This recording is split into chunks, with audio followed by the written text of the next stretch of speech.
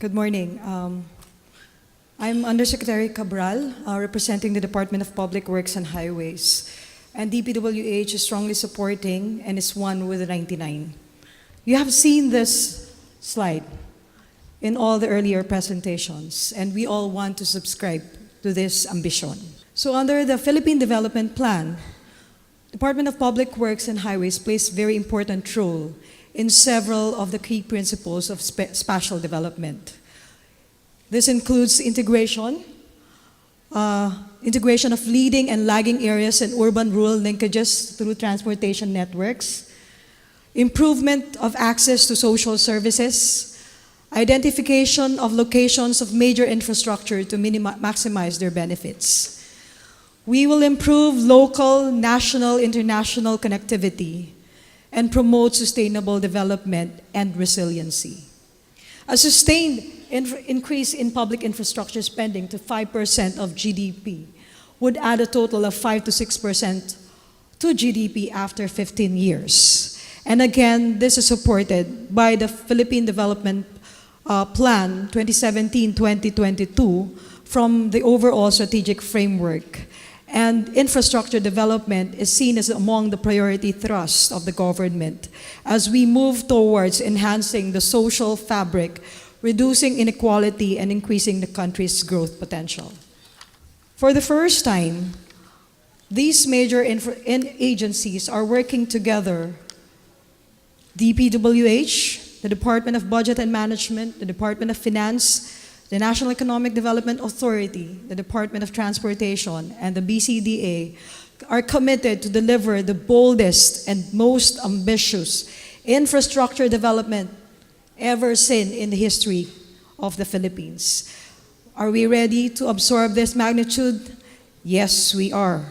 As you can see, in 2017 alone, our budget for infrastructure has reached a total of 5.3% to GDP, which is twice double from the average for the past 6 administrations in the last 50 years.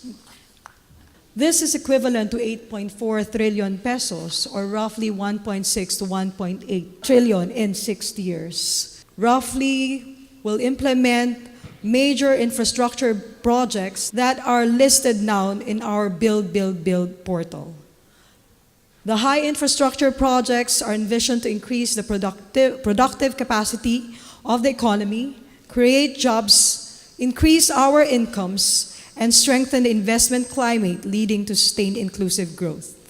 It is a real-time tool where our projects, our infrastructure projects, you can actually monitor and track with relevant, updated information that are made available to everyone.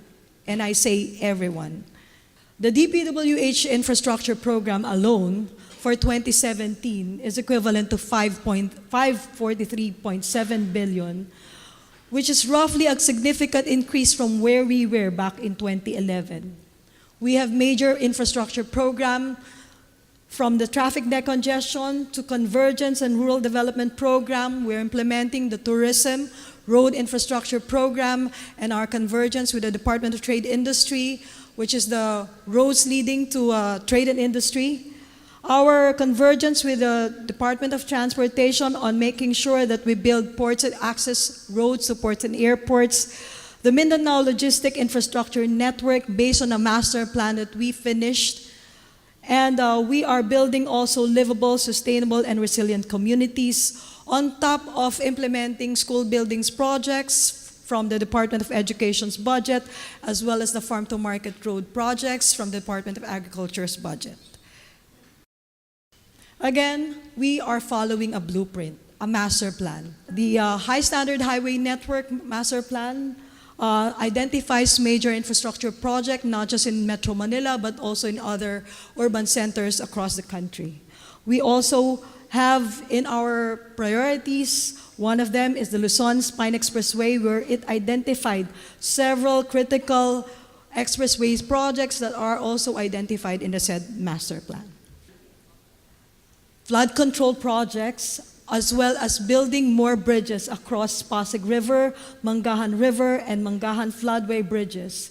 These are 12 bridges, and we are starting already 2 bridges this year, and this is the Binondo Intramuros Bridge and the Estrella Pantaleon Bridge.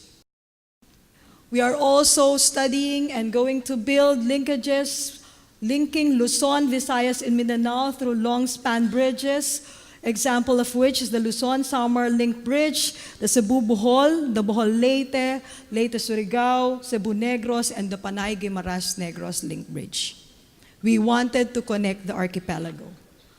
Our Mindanao Logistic Infrastructure Network program has been started since 2015 and will be finishing up to 2018. And the total cost of all the road projects identified in this master plan has already reached 80.41 billion, and we are now completing it next year. We also have a master plan for flood management in Metro Manila, which identified 13 projects costing 351 billion pesos over a span of 15 to 20 years implementation. More than 20% of this are already completed, and we have identified, we are also going to put significant budget for 2018 to again complete some of the projects that we have started based on this master plan. We are going to build for progress. We are going to build for tomorrow. We want everyone to build with us. Thank you so much for the time and the attention.